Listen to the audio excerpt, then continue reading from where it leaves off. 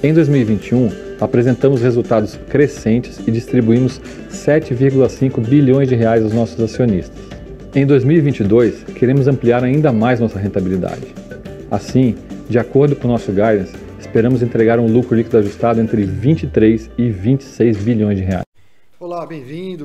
Vocês viram aí o vice-presidente de tesouraria do Banco do Brasil falando sobre o lucro líquido ajustado recorde, 2021. Falou um pouquinho sobre o que eles pretendem fazer em 2022. E eu vou mostrar aqui para vocês algumas análises sobre os resultados do banco.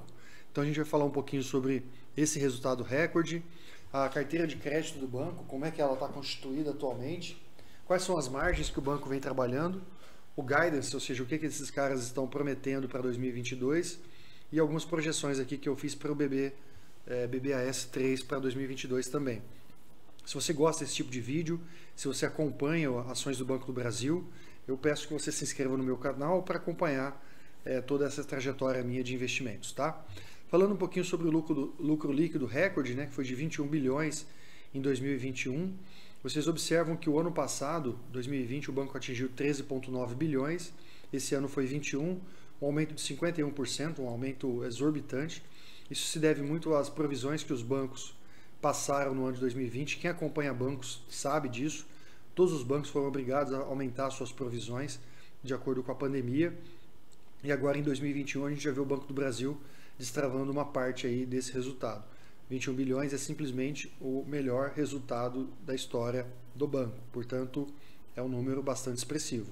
Além disso, a gente vê essa RSPL, que é o retorno sobre taxa de retorno, sobre o patrimônio líquido. Então, o banco ele vem melhorando esse indicador a cada trimestre. Saiu de 12,1 no quarto trimestre de 20 para 16,6 no quarto trimestre de 21. E quando a gente analisa ano a ano, essa taxa de retorno saiu de 12 e foi para 15,8. Portanto, o banco ele aumentou e melhorou a performance, de 15% em relação ao trimestre passado e 51% em relação ao ano passado no acumulado. Quando a gente olha um pouquinho aqui para a carteira do banco, como é que está composta essa carteira de crédito, eu fiz questão aqui de chamar a sua atenção para a carteira de crédito pessoa física. Vocês vão entender o porquê que ela está grafada aqui, que ela cresceu no ano 2021 15% e no quarto trimestre aumentou 4,5%.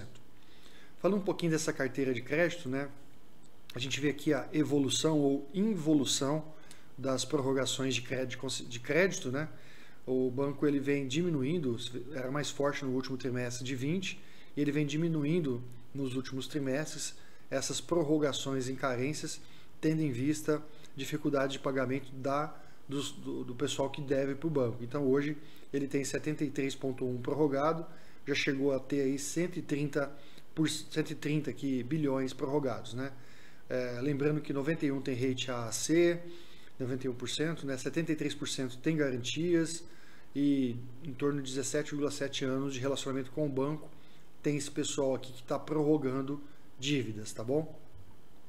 Falando um pouquinho aqui da qualidade dessa carteira ainda, alguns números bem interessantes, tá?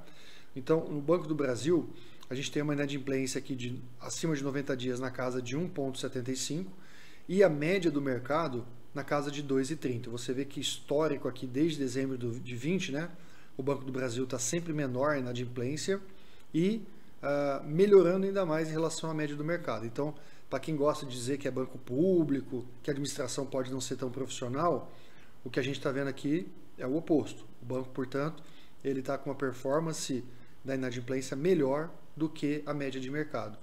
Mesma coisa aqui com relação à cobertura, enquanto a média do mercado tem 247% de cobertura, o Banco do Brasil tem 325% de cobertura, ou seja, quase 3 vezes mais do que tem aí de inadimplência, ele tem de cobertura. Portanto, está bastante segura essa carteira do banco. Falando um pouquinho sobre a provisão de crédito de liquidação duvidosa, houve uma redução bastante significativa, de 40% também, de 20 para 21, tem a ver com aquela questão que a gente falou da pandemia, Então era 21,9 em 20, caiu para 13,1 no ano de 21. E aqui a gente observa que ela vem caindo trimestre a trimestre. Era 5,2 no quarto trimestre de 20, chegou a 3,8 aqui no quarto trimestre de 2021. Aí, né, avançando um pouquinho na composição dessa carteira, eu tinha chamado a sua atenção aqui para pessoas físicas, né, que aumentou 15%. Na verdade, o banco ele está positivo em todos os tipos de carteiras em relação a 2021 e em relação ao último trimestre. Então, todos os resultados foram melhores nesse trimestre. Vocês observam, pessoa física 15%, maior que 20%, pequenas empresas 14%, agronegócios 29% e grandes empresas de governo 11,1%. Então ele tinha aí uma carteira de crédito de 740 bilhões em dezembro de 20, foi para 874 bi em dezembro de 21, crescendo em todas as frentes. E o que é melhor, todo mundo também fala a questão dele ser um banco estatal, ele cresceu, o lugar que ele menos cresceu foi em grandes empresas e governo, ou seja, ele está crescendo em linhas realmente que, no meu ponto de vista, tem um risco menor.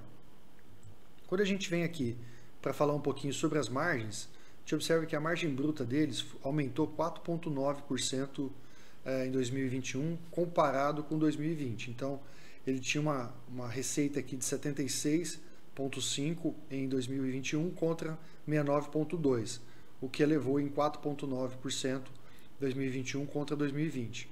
Quando a gente compara o quarto trimestre de 21 com o terceiro trimestre também de 21, a gente tem uma ligeira queda de 5,4, mas o interessante é que no geral, né, ano a ano, a carteira ela teve uma margem financeira melhorada. Por exemplo, a gente vê que bancos como o BMG tem diminuído a carteira, né, diminuído a margem financeira, o que é estranho, né? No caso do Banco do Brasil é o inverso. E aqui o porquê que eu havia separado para vocês as pessoas físicas, né? Por que ele cresceu bastante em pessoa física, e isso para mim é relevante, é que o spread da pessoa física é o maior do mercado, é de longe o maior do mercado. Então vocês observam que ele encerrou o ano 2021 com um spread de 14,2 aqui nas pessoas físicas, 7,5 em operações de crédito, depois as pessoas jurídicas 5,2 em média, o agronegócio 4,8. Então ele cresceu em todos os segmentos, né? Mas pessoas físicas é o que tem o maior spread por segmento aí do banco, tá bom? E aqui, um dado bem interessante também, que vocês observam, é que as receitas com prestação de serviços subiram 2,2%. Bom, foi menos que a inflação, porém, subiram.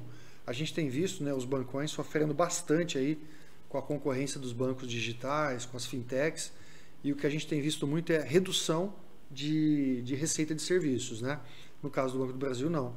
Ele aumentou a sua receita de serviços. Interessante é que as despesas administrativas do banco também subiram, só que subiram menos do que a receita, obviamente também menos do que a inflação.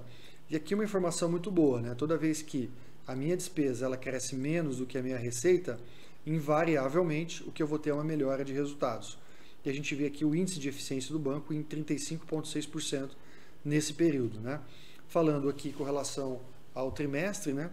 O quarto trimestre em relação ao terceiro, ele melhorou as receitas em 5,2. As despesas aumentaram 7,6, portanto, no último trimestre deu uma piora, né, no resultado. Porém, a gente sabe que final de ano tem algumas despesas que são específicas do período. Saindo um pouquinho das margens, falando um pouquinho do guidance, né? Então a gente viu que o lucro líquido de 21 foi de 21 bilhões e que eles estão projetando aí para 22, de 23 a 26 bilhões. O que eu trago aqui para você é o que eles haviam projetado para o ano 2021 e o que eles entregaram. Então, vocês observam que eles prometeram um lucro líquido de 19 a 21, entregou 21. A margem bruta financeira entre 4 e 6, entregou 4,9. A carteira de crédito global deles estava entre 14 e 16 e entregou 19. E aí a gente observa um aumento em todas as linhas, especialmente no atacado PJ. Enfim, ele apresentou, né, ele realizou praticamente tudo o que ele prometeu, né, em termos de guidance. Ou seja, esses caras eles conseguem cumprir aquilo que eles prometem, né? E quando a gente olha as previsões para o ano 2022, apesar, né, do ano 2021 ter sido um resultado histórico, eles estão prevendo 22 um ano melhor ainda. Então, nós sabemos que à medida que os trimestres forem passando, a cotação do banco vai aumentando, né? Temos que ter em mente também que é um ano de eleição, portanto, pode vir turbulências por aí, mas, de acordo com esses números que estão aqui, o que a gente observa é que o banco ele tem uma capacidade, né, um potencial de melhorar ainda mais o resultado. Obviamente, quando a gente fala em melhorar resultado, a gente está falando também em melhorar dividendos, né? Olha só um pouquinho dos números deles. Então, ele falou que vai ficar entre 23 e 26 bilhões, né, o resultado de 22. A gente colocou aqui uma média, né, de 24,5 bi. O Banco do Brasil tem um payout médio de 35,96%, então nós teríamos um lucro distribuível de 8,8 bi, tem 2,8 bi de papéis, nós teríamos um dividend yield por ação aí de R$ 3,07. Na data que eu estou gravando esse vídeo, o banco está cotado a R$ 35,28, então vocês verificam que o banco ele tem um potencial hoje de dividend yield on cost de perto de 9%. Então, é um banco extremamente rentável, seguro, né? Um banco secular que tem potencial de melhorar ainda mais os resultados e entregar um excelente dividendo em 2022. Obviamente que, à medida que esses resultados forem performando, a cotação vai subir, mas quem comprar agora esse banco vai ter esse potencial aqui de 9%. Se você me perguntar como é que está o Banco do Brasil no meu modelo, né? Se eu estou comprando o Banco do Brasil, infelizmente não, a gente tem que ser fiel ao modelo, senão a gente fica correndo igual barata tonta, né? Vocês sabem que para eu escolher uma ação, eu escolho as 16 maiores pagadoras de dividendos dos últimos 4 anos, e nesse quesito, que é um filtro, né? O Banco do Brasil ele passa por diversos outros, como liquidez diária excelente, como dívida líquida EBIT, por ser banco, não tem, mas ele está na 37ª posição, porque ele tem um dividend yield em relação a esse preço de hoje de 5,43%. E aqui no meu modelo eu tenho outras ações igualmente seguras, igualmente perenes, como Transmissões Paulistas, Taesa, que estão, segundo a minha análise, com preço mais descontado e que tem um potencial de entregar mais dividendos nos próximos anos. Por isso, o Banco do Brasil, apesar de ser uma excelente ação, ter um excelente prognóstico, não está contemplado no meu modelo, tá bom? Espero que você tenha gostado desse conteúdo, foi preparado aí com bastante cuidado. Te convido novamente a se inscrever no meu canal e é só isso. Até mais.